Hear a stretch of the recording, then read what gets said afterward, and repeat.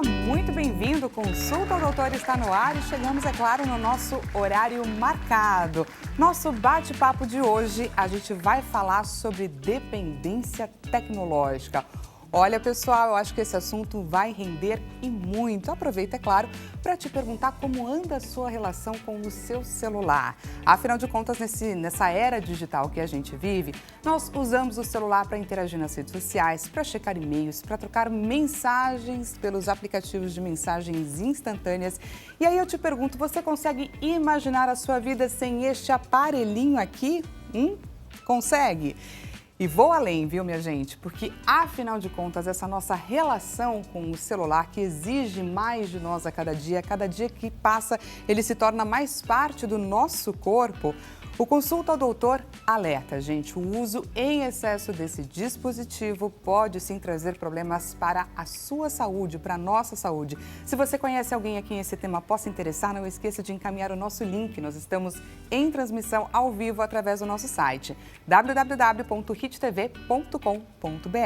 E como você já sabe, Consulta ao Doutor é feito para você e também por você. Então encaminha pra gente seu relato, encaminha pra gente a sua pergunta a respeito desse tema, dependência tecnológica.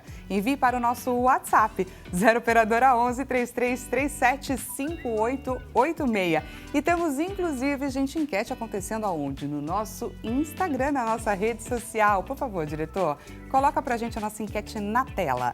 Quanto tempo você consegue ficar offline? Pessoal, aqui queremos a verdade e apenas a verdade, combinado? Vivo totalmente desconectado. Consigo desconectar por algumas horas, mas logo depois volto.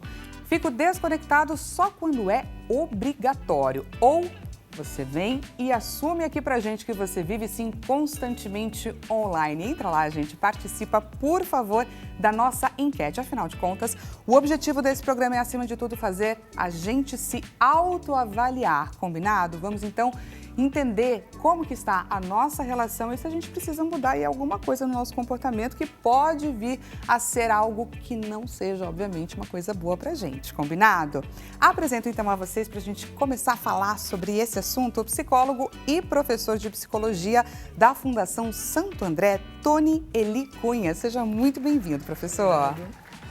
Obrigado, é um prazer estar com vocês, né, e poder contribuir com esse conteúdo que é tão polêmico hoje, que traz tanta novidade para a gente.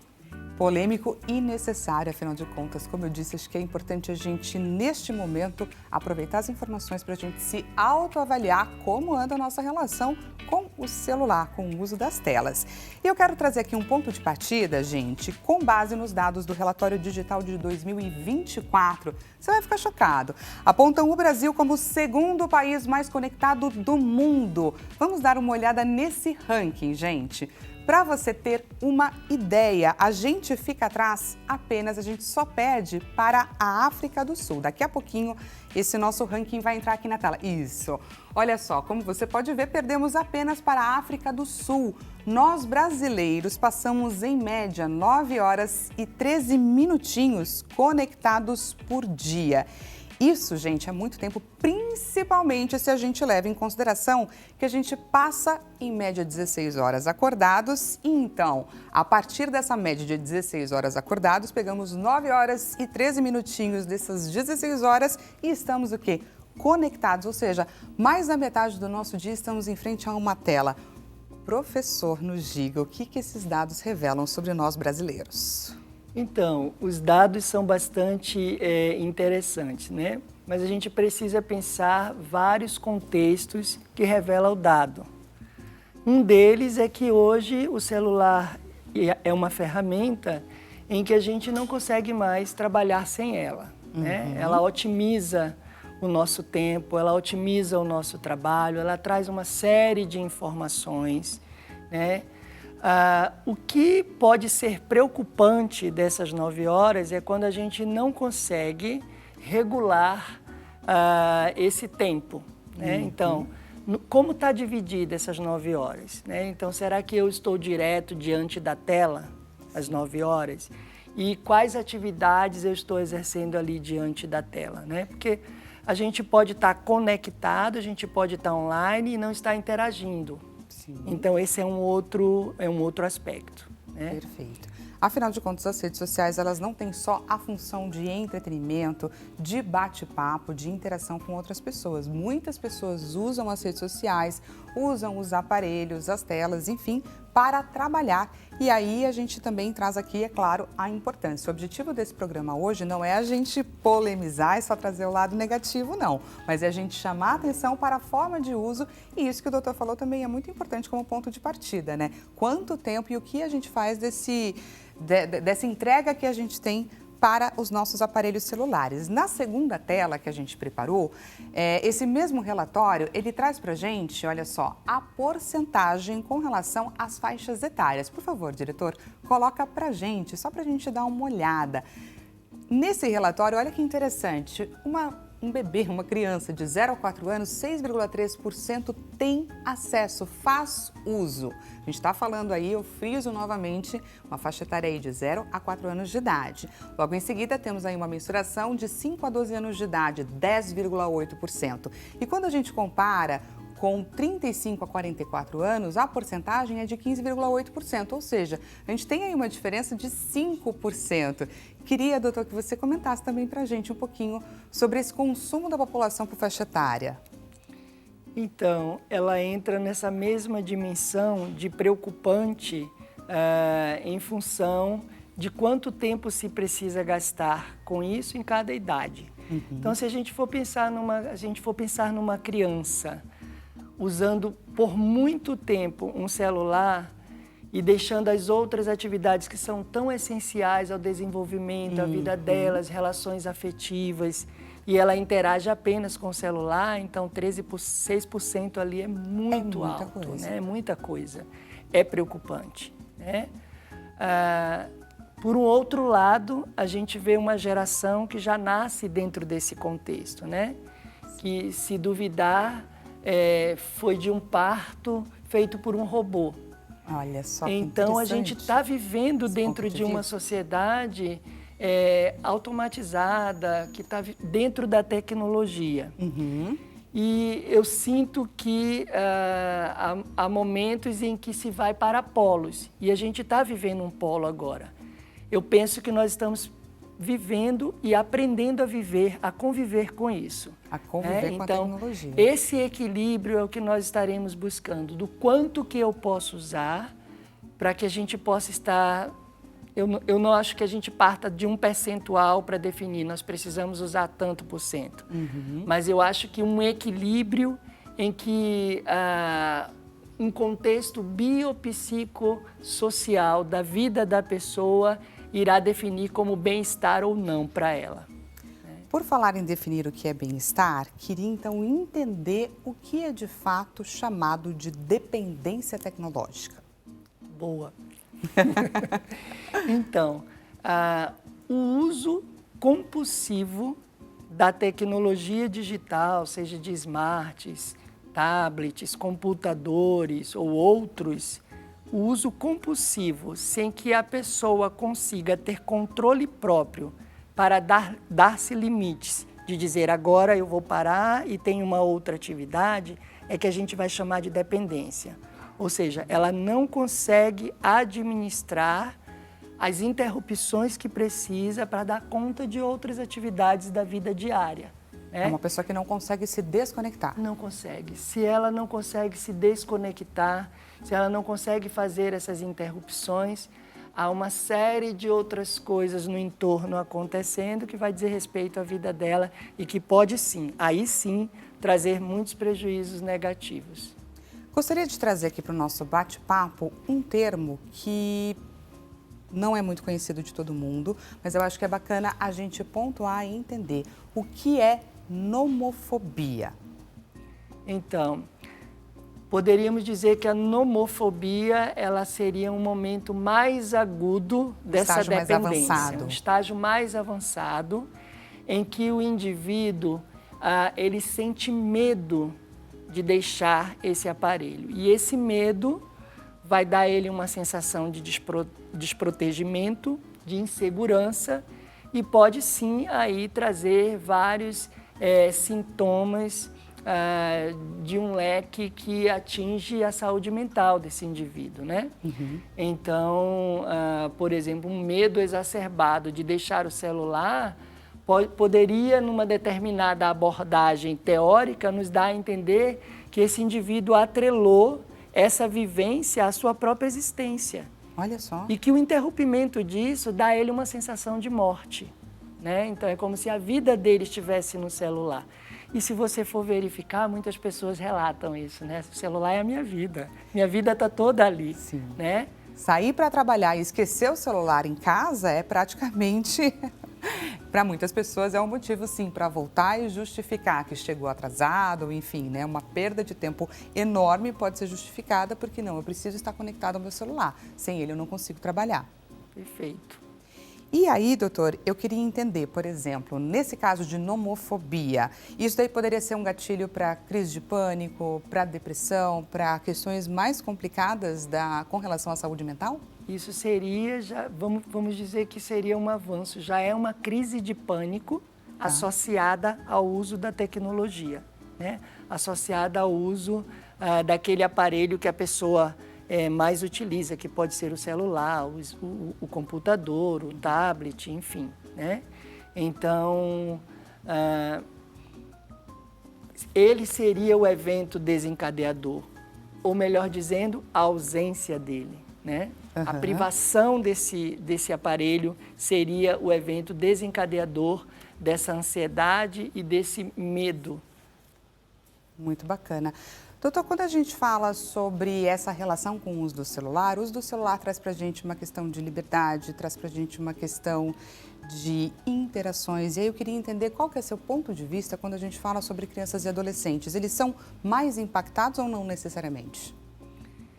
Eles são mais impactados no sentido de que quando não há uma instrução, uma orientação, uma educação. Mas não é uma orientação no sentido apenas de um interdito, de interditar aquilo. Porque quando a gente fala de limites, a gente pensa imediatamente em leis. Leis convencionais que vão tratar das nossas convenções sociais, ali nesse caso, dentro desse contexto.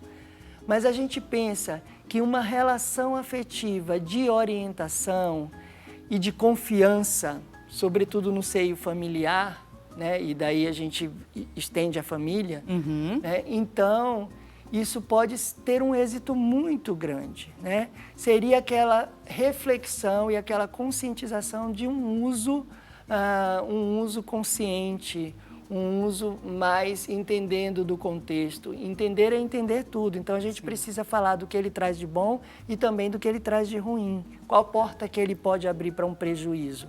Eles podem sim ser mais impactados, mas eles precisam aí de limites e uma definição que, obviamente, muitas das vezes passam pelos pais. Perfeito. É que muita gente vai entender limite como aquela proibição mais incisiva, né?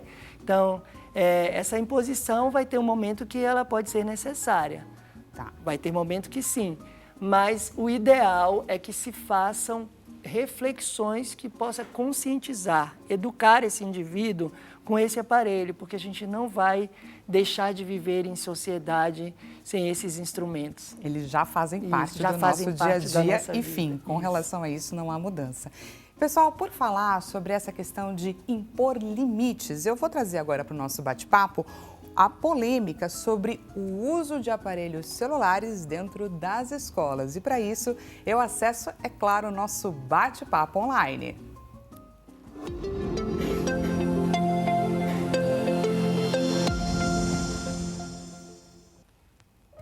No nosso bate-papo online, recebo agora Márcio Scarpellini, que é pedagogo e também diretor do Colégio Ouro Preto. Seja muito bem-vindo, Márcio. Olá, Dani. O prazer é meu. Muito obrigado pelo convite. É um prazer compartilhar aqui um pouquinho do nosso dia a dia e da experiência em sala de aula, em escolas, né? Sobre essa questão tão importante que é o uso do celular. Pois é, Márcio, queremos entender aí como é que funciona essa questão, o que está envolvido nisso. No Rio de Janeiro, o uso dos aparelhos celulares foi de fato banido desde fevereiro, se eu não me engano. E aqui em São Paulo, temos um projeto de lei que previa aí esse banimento também e acabou esbarrando exatamente aonde? No sistema de educação que é centrado em plataformas digitais. E aí eu queria entender e trazer agora para a nossa conversa os prós e os contras do uso de aparelhos celulares. E eu queria entender também contigo se a gente vive de fato uma epidemia das plataformas digitais na educação, na sua opinião, é claro. Bom, vamos lá. Deixa eu começar pelo final. Acredito que sim, né? Nós vivemos uma epidemia, tá? Eu estava ouvindo o doutor falar, né, sobre a questão de abstinência e tudo mais. E, assim, nós temos casos aqui reais, tá? De efeitos práticos de uma eventual abstinência do uso do celular. Então, em um momento em que o celular foi, já há tempos atrás, quando ainda a gente estava experimentando essa realidade de retirar o celular, né, do que estava sendo usado indevidamente em sala de aula, e ao retirar o aparelho da mão da criança, a criança começar a sofrer de tremor e sudorese. Nossa. Então, assim, isso foi muito impactante para a gente. Muito, porque isso são sintomas, né, o doutor pode falar melhor, são sintomas de abstinência, né, que você encontra em uso de drogas, enfim, psicotrópicos, e nós vimos isso no uso do celular. Então, assim, para nós temos uma certeza que existe um excesso de uso e um problema de saúde pública, realmente, né? Em questão do uso do celular em sala de aula, nós temos aqui no estado de São Paulo realmente um projeto de lei que determina, então, que trata, né, do uso do celular em ambiente escolar, em primeiro lugar, proibindo o uso do celular no ambiente escolar. Depois, ele trata de mediar esse uso, tá? Dando algumas possibilidades de uso, como, por exemplo, um sistema de ensino, né, que usa plataformas digitais e poderia ser usado, né? E crianças com necessidades especiais, que precisam de uma interface tecnológica para se comunicar ou para ter acesso ao material didático, ao material de ensino, né? Então, eu entendo que nós realmente estamos em um momento de adaptação, em um momento de reconhecimento dessas tecnologias, para que elas possam ser integradas da melhor forma possível no ambiente escolar, né? Eu não comungo da ideia da proibição total, ok? Porque eu entendo que, assim como o doutor disse, nós estamos com uma geração na escola que nasceu, que nós chamamos de nativos digitais, né? Então essas crianças já trazem, como nós vimos ali naquela apresentação dos percentuais, crianças de 0 anos de idade a 4 anos de idade que já crescem com o uso de telas, né? Então eu não vejo como profícuo, como conectados, como algo muito produtivo a gente privar a criança, até porque nós precisamos trabalhar com a educação digital. Precisamos ensinar as crianças a como utilizar bem as ferramentas tecnológicas. Então, privá-las desse recurso seria privá-las também de um aprendizado que é necessário para a vida moderna, para o mundo de trabalho que eles irão enfrentar, né? A questão toda passa por ensiná-los a utilizar de forma responsável e adequada.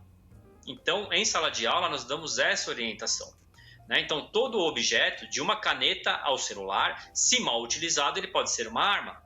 Ele pode trazer um problema enorme. Se bem utilizado, ele pode ser uma ferramenta muito interessante para aprendizagem, para expansão de olhar, de mundo, de pesquisa e tudo mais. Então, é nesse sentido que eu entendo que deve ser o trabalho da escola. Eu adorei esse comparativo com a caneta, de pontuar que até uma caneta, se mal utilizada, ela pode ser uma arma, assim como um aparelho celular, enfim.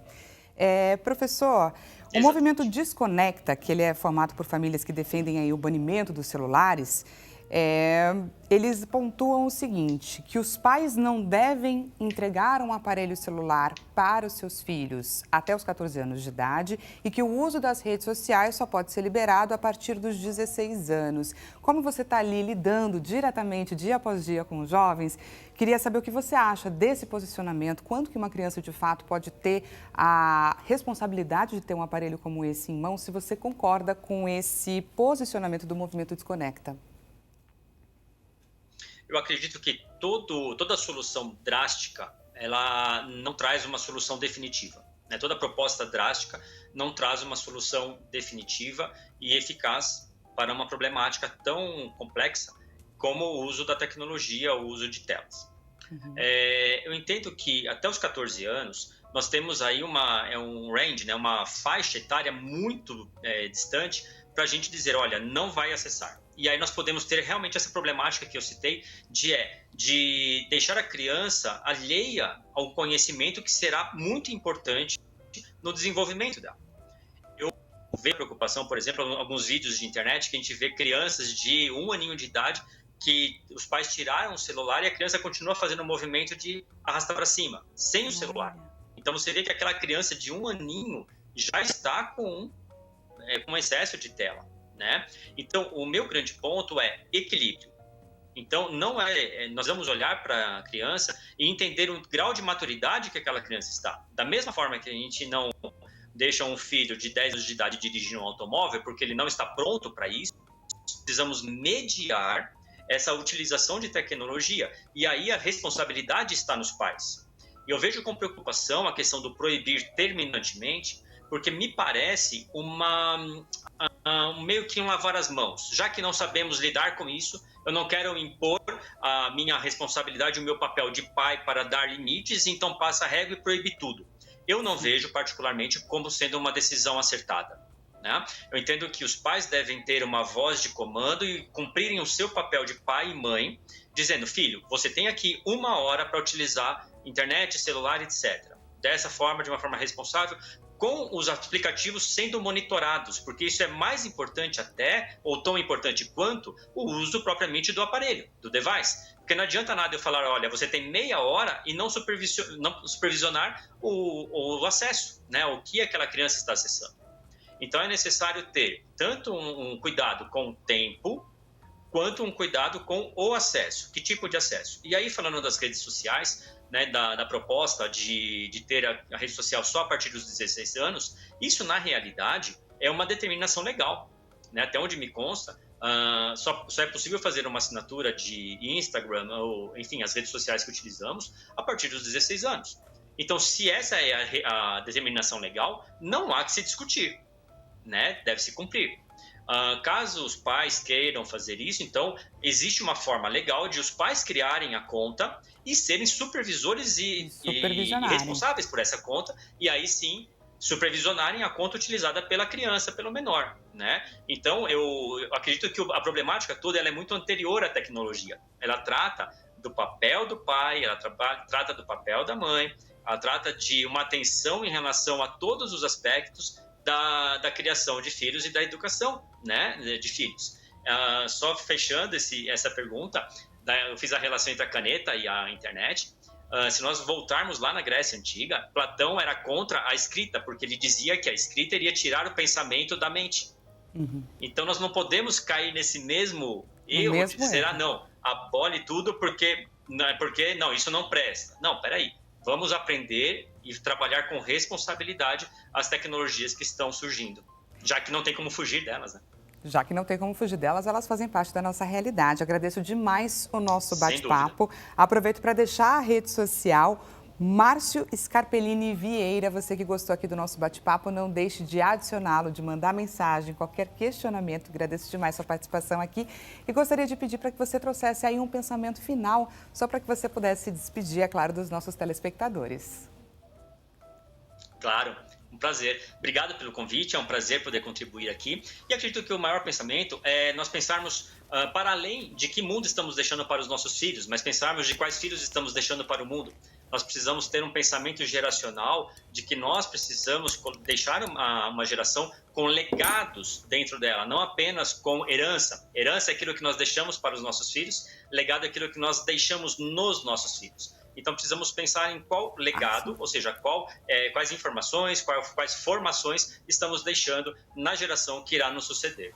Se você está gostando aqui do nosso bate-papo, a gente vai para um rápido intervalo e já voltamos com mais Consulta ao Doutor.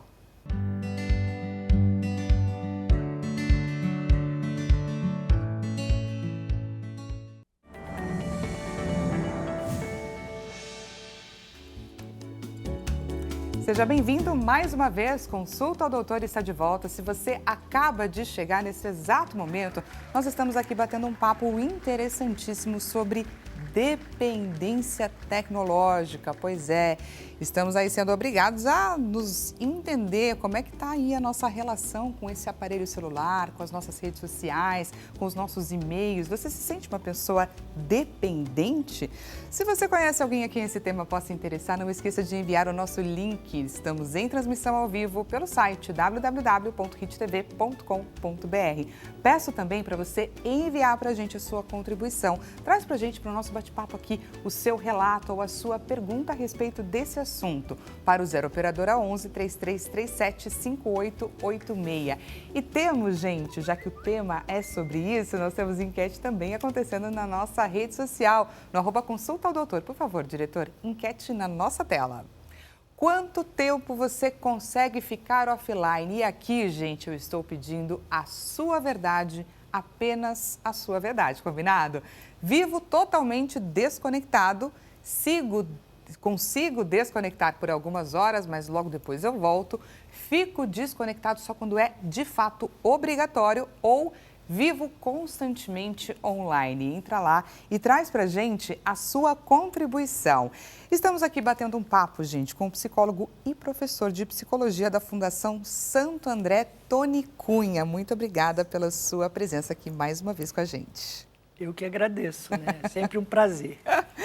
Tony, queria que você trouxesse aqui para a nossa conversa sintomas. Vamos identificar se a gente sente alguns deles. Por favor, quais são os sintomas de uma pessoa que é tecnologicamente dependente do celular? A gente só precisa pensar que esses sintomas têm que estar associados à interrupção do uso. Tá.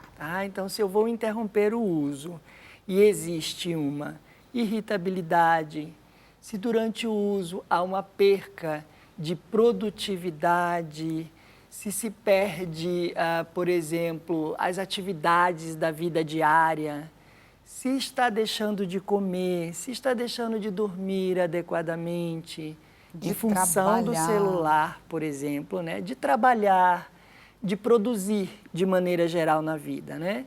De produzir, inclusive, as relações. Dificuldade de concentração pode ser um sintoma dessa minha dependência tecnológica? Dificuldade de concentração, interrupção do sono, o sono restaurador, né? Sim, né? Pode ser que eu entenda que eu só funcione com o celular, né? E daí eu já não consigo mais caminhar sozinho, eu não consigo fazer uma reflexão sozinho. Eu preciso, por exemplo, ao invés de ter a minha conclusão, perguntar da inteligência artificial. E esse pessoal aí do ChatGPT fica como? A gente vai ter que começar a pensar numa interação com o chat em que não me deixe alheio a analisar, né? Tá. Então, nessa interação, eu vou precisar de analisar aquilo que o chat traz para mim. Eu não posso simplesmente receber como algo finalizado, pronto, porque eu aí estou sendo um sujeito passivo no processo. E ser sujeito passivo no processo pode ser um fator de predisposição para se instalar uma dependência. Olha só que interessante. Então é importante aí a gente se atentar que o ChatGPT, por exemplo, ele é uma ferramenta que pode nos ajudar a pensar, mas não que vai entregar para a gente aquilo pronto.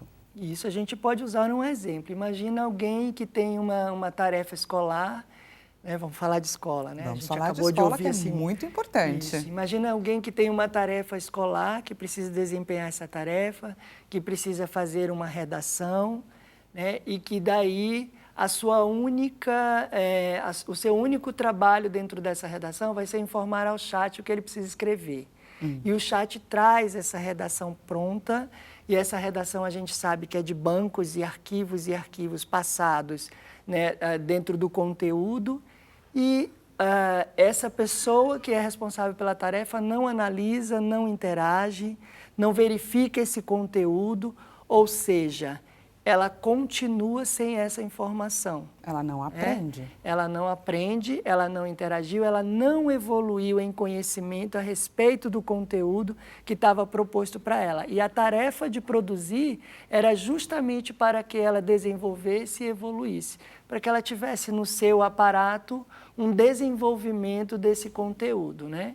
Então, Isso é preocupante. Então, se souber como usar, se souber como interagir e se souber como tirar proveito disso, eu acho que essa discussão é que precisa ser feita. De que forma ela chega para nos ajudar, para nos auxiliar nos nossos afazeres? Perfeito.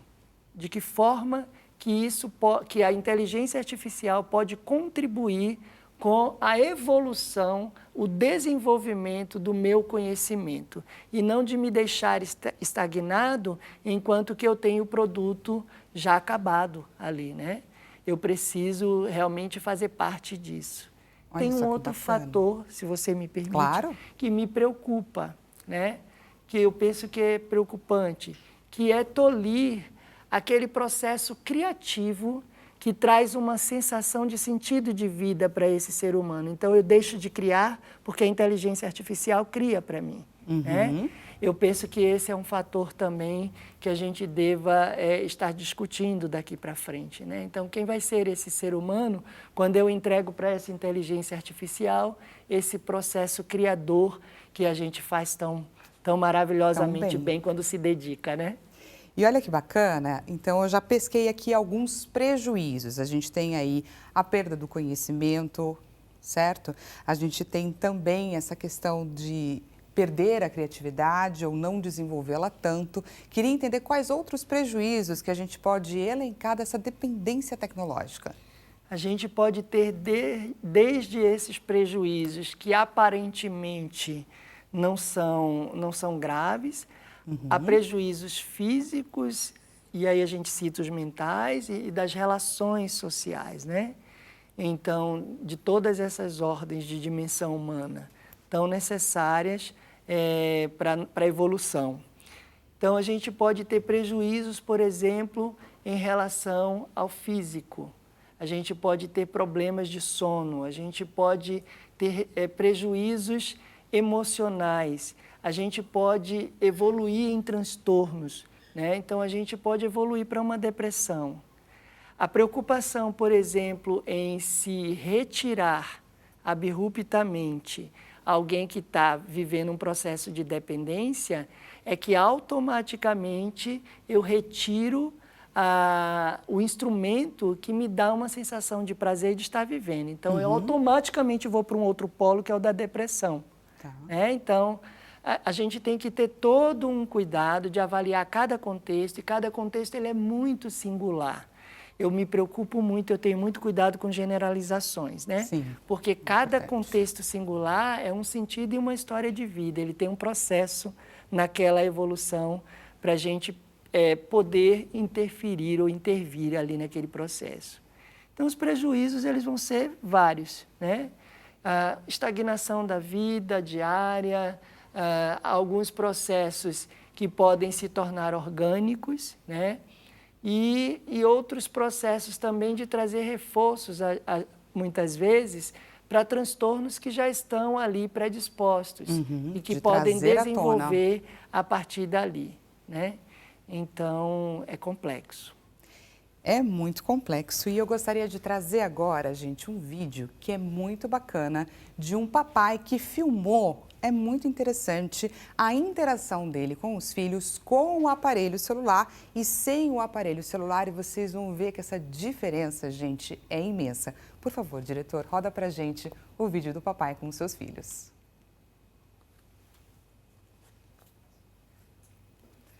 Olha só que bacana, nessa tela de cima a gente vê que o bebê já até pega o celular na mão. Ele ali passando, na primeira ele está com o celular e na outra ele está até brincando com a criança. São momentos que a gente vê que são completamente diferentes. Na primeira a criança está ali brincando sozinha e na de baixo está interagindo com o pai. Para quem é pai, gente, esses momentos, eles são muito importantes. Imagina esse pai passa o dia inteiro ali trabalhando, fora de casa, e o momento que ele tem para ficar com o filho em casa, ele está mexendo no celular. Nesse outro também, ele está ali construindo, montando ali um bloquinho com o filho embaixo, né? E em cima a criança está sozinha tentando ocupar o tempo dela, às vezes tentando até chamar a atenção do pai, e o pai nem presta atenção, está ali imerso numa mensagem, num vídeo de alguém que às vezes ele nem conhece, mas está perdendo esse momento com o filho. Gostaria que você comentasse essas diferenças para a gente. Esse é um dos principais prejuízos que se pode estar levando a todo esse aprendizado, sobretudo porque a criança ela imita, né? Então, para a gente poder entender bem o processo de imitação no aprendizado da criança, ele é bastante comum, ele é bastante natural, é da própria espécie, né? E daí, quando o pai deixa de ter esse tempo e que a gente vai chamar de afetivo, da relação afetiva com a criança, porque ele está completamente focado no seu celular, então a gente vai dizer que há aí um déficit nessa relação. Sim. E isso a gente viu um exemplo, mas isso é muito comum, é imensa a estatística que mostra que desde uma sociedade que tem uma égide produtiva, capitalista, onde a gente precisa de fato muitas vezes estar ausente da família em função de produzir, o momento que a gente tem, se a gente não gasta com a pessoa na relação, interagindo afetivamente, sentindo a relação, então se torna mais complicado. É mais um produto, é mais um instrumento de afastamento, né, do que propriamente de aproximação. É preciso ficar muito atento. Vamos abrir agora para uma pergunta da nossa audiência. Por favor, diretor, pergunta na tela. Pergunta da Vanessa de Minas Gerais. Olá, boa tarde. A gente que agradece a sua contribuição. Meu filho de 13 anos tem smartphone, notebook no quarto, o que faz com que ele fique todo o tempo em contato com jogos online e vídeos sobre jogos, levando ele a dormir tarde e a ficar conectado por várias horas ao dia. Como faço para tratar essa dependência? Tony, vamos ajudar a Vanessa? Vamos ajudar a Vanessa, você que está nos ouvindo, Vanessa, com muito carinho, né? A gente vai na mesma direção. Então, substituir esses instrumentos pela relação afetiva, substituir esses momentos por outros fazeres que vai envolver a família, que pode envolver um passeio, é fundamental. Então, você talvez consiga, num determinado tempo, ir fazendo essa substituição e trazer. Se você não consegue dessa forma, então você precisa de ajuda também de um profissional, né? Muito bacana, além daquela interdição de retirar esse instrumento que é o objeto ali que está levando a esse isolamento no quarto, né? Então, é complexo, é difícil, mas a gente entende que se consegue dessa forma. Então, assim, um investimento na tua relação com o teu filho será um grande fator de mudança desse contexto que leva ele a estar tão isolado. O processo de aproximação, ele não é um processo fácil, ele é um processo que requer de você observação. Então, o que você pode trazer que ele gosta, ou o que ele gostava que ele deixou de fazer e agora ele só está no quarto, na utilização da tecnologia digital, né? Então, é fazer todo esse levantamento e investir na relação. Muito bacana. E vamos dar uma olhada, gente, no resultado da nossa enquete. Por favor, diretor, resultado na tela. Quanto tempo você consegue ficar offline? A vencedora aí foi a alternativa Fico Desconectado só quando é obrigatório. Essa daí venceu com 50%. Comenta pra gente, por favor, Tony, essa honestidade que aconteceu no nosso Instagram. Então, eu estou bem alarmado. Então, eu penso que isso se deva ao fator desse entendimento do que é esse estar conectado, né? Eu acho que precisa de uma clareza para a população, que a gente não está contraditório, mas a gente está dizendo que isso veio para ficar, a gente não vai ter como se abster. O que é esse estar conectado? Eu estou conectado, por exemplo, quando eu não preciso estar, né? E o que eu penso ser preocupante também é o quanto que isso me satura. Não me satura mais, está fazendo parte já. Então, eu penso que aí a gente deva dar uma atenção maior. É importante ficar atento, se observar. Pessoal, se você gostou aqui do nosso bate-papo, agradeço demais a sua companhia e aproveito também para passar as redes sociais aqui do nosso doutor, que falou pra gente aqui, trouxe informações muito importantíssimas e esclarecedoras. Doutor Toneli Cunha, psicólogo e professor de psicologia da Fundação Santo André. O Instagram dele é fsa.oficial e ele também deixa à sua disposição o site fsa.br. Agradeço demais a sua companhia, agradeço demais você também, doutor. E te lembro que amanhã nós temos o nosso encontro marcado nesse mesmo horário, 16 horas, ok? Posso contar com você? Até amanhã.